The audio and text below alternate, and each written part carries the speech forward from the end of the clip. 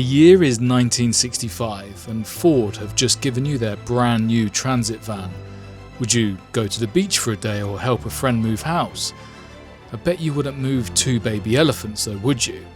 Well, that's exactly what happened, and this is that story.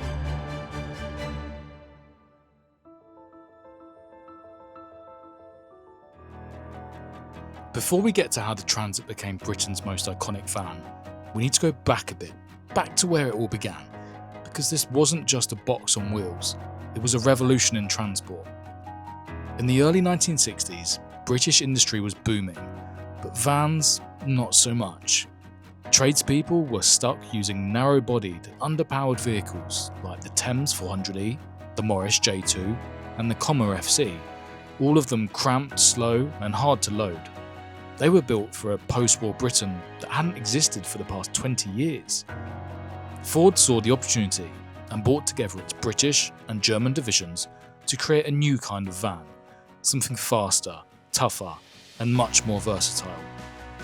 Launched in 1965, the Ford Transit featured a wide-body, rear-wheel drive, and a car-like cab. You could spec it in different wheelbases, payload classes, and with either a petrol or a diesel engine. It was everything the old vans weren't, and the industry soon took notice. The Transit also borrowed ideas from American van designs, like the short bonnet layout, which meant engine access was easier, but still gave it quite a bit of forward control profile. Ford called it the backbone of Britain, and within a few years, it was exactly that. Production started at Langley before moving to Southampton, and demand never really slowed down from there. To prove just how capable their new van was, Ford needed a stunt, and London Zoo happened to have just the right challenge. In 1965, 2 baby elephants at Regent's Park Zoo needed to be moved across the site. Instead of hiring a trailer or truck, someone had the bright idea of using the all-new Ford Transit. The van's low floor and twin rear doors made it easier to load than you'd expect. A makeshift ramp was laid out, and with some coaxing, the elephants slowly stepped inside. The press were invited, of course. The image of the elephants entering the van was splashed across newspapers and trade magazines. It was cheeky and clever, and it worked. In one photo, the Transit became known not just as a workhorse, but as a van that could carry anything. While it might seem quaint today, it sent a powerful message to business owners and everyone in between that the Transit could move literally anything. And it's not just London Zoo that found a strange use for the Ford Transit. In the years since, it's been used for boat races, transporting dinosaurs, apparently even used by the royals to get around anonymously, and there's also the case of the Transit limo. No matter what the use is, the Transit has always been there.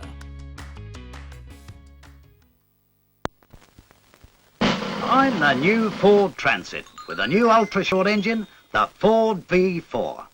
Tucked right up in front, easy to get at, out of the driver's way. Now just look at that private car driving position. That easy access to load space with doors everywhere, sliding or hinged, whichever you please. My floor at the ideal height for loading anything you like, onto the big flat load space. What's more, it can be made to your measure. Transit van with short wheelbase, or long wheelbase, transit bus, bigger bus, or basic transit chassis cab with anything you like on that. Ford. After the elephants, the Transit quickly became the van of choice for everyone, from builders to bakers. It was fast enough for the motorway, tall enough to stand in, and simple enough for any garage to service. By the late 1960s, Ford had already sold over 100,000 units. It was the van of the self-made man. Whether you were fitting kitchens, boilers, or hauling band equipment, it became part of Britain's visual language, and white panel vans with red and blue lettering, parked up outside terraces, pavements, were always in a hurry. The Transit also became symbolic of freedom for small business owners. If you had your name painted on the side, it meant independence, and you were your own boss. It became as much about status as it was about function. The adaptability of the Transit was unmatched. There were chassis cab versions for tipper bodies, high roof versions for courier work, and camper van conversions from companies like Dormobile and Autosleeper. It wasn't glamorous, but it was everywhere, and it worked. But the Transit wasn't just a working class hero, it was also, famously, a criminal's best friend. By the late 70s, the Metropolitan Police noted that nearly every major robbery they investigated involved the Transit. Up to 95% of bank jobs, it was claimed, used one for the getaway. It was quick, could carry a full gang, and had enough space in the back for a safe. And one detective famously said he could fit the crew, the loot, and still have room for a cup of tea. Meanwhile, police forces adopted their own transits for riot control, prisoner transport, and mobile surveillance. They were tough, could be kitted out with radio gear and mesh grills, and could be deployed anywhere. You'd often find them at football matches, protests, and major events. Anywhere crowd control and presence was needed. They became a mobile face of British policing. The Transit also found a home with emergency services. From the 1970s, the NHS began using transit-based ambulances. The wider body allowed for sideways stretcher loading, and the interior space for a paramedic to work on the move. The fire brigade used them too, for support roles, hose transporters, welfare units, and incident command posts. Their compact size and load flexibility made them ideal, as well as the four-wheel drive variant, the Ford Transit County. Utility companies like British Gas, BT, and local councils relied on their fleets of transits. Whether laying cables or patching potholes, these vans formed the logistical backbone of daily British life. There were even transits used as mobile libraries, community vehicles, and blood donor clinics, proving the van wasn't just about tools and traffic.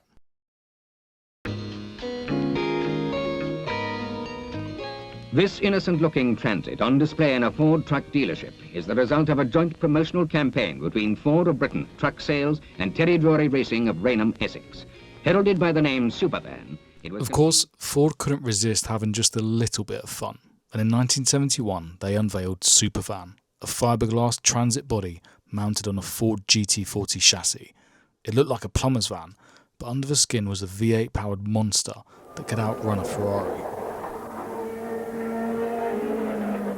Later versions included Supervan 2 with a Formula 1 Cosworth DFE engine and Supervan 3 with a Le Mans Racing V6.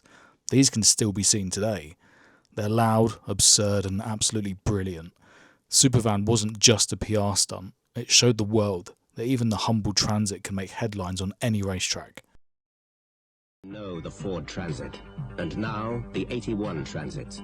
Outstanding value for money. The new Transit Popular. At 3662, a price the competition doesn't beat. Whilst the original Mark I Transit set the tone, slab-sided, practical and instantly recognisable, it was just the beginning of a decades-long journey. The Mark II arrived in 1978 with a longer nose and new grille, designed to accommodate the legendary banana engine. Officially the York Diesel, this 2.5 litre engine earned its nickname thanks to its curved intake manifold. It was noisy, but tough as nails, and became the heart of many a Transit through the 80s and 90s.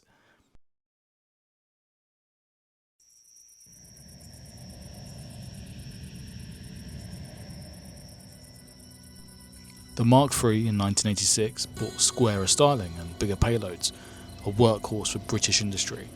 By this point, the Transit wasn't just popular, it was dominant. From self-employed plumbers to national fleets, it was everywhere. Amiga couriers, Royal Mail, Securicorps, the AA, ice cream vendors, and every tradesman up and down the country relied on them daily. There was almost an unspoken rule: if you had a trade, you had a Transit. Police forces upgraded their fleets with new Transits throughout the 90s and noughties. Ambulance trusts continued to spec them for patient transport and frontline response. Of course, the Transit also earned a bit of a reputation. By the 2000s, second-hand Transits were often rusty, dented and littered everywhere. The stereotypical white van man was born. But while the media mocked them, Britain kept buying them. And today, good examples of Transits are in high demand. Clean Mark 1s are rare, Mark 2s with low miles are prized, and even banana engine models have a loyal following. Here at Classic Garage, we've got two in our own collection. A 1995 Transit emergency ambulance with its original fit-out still in place, a time capsule of the NHS pre-hospital care, and a 1988 Transit recovery van, wearing its bright yellow replica AA livery, complete with the right light bar and original recovery tools. They're a testament to what the Transit stood for: service, reliability, and a van that did the job every time.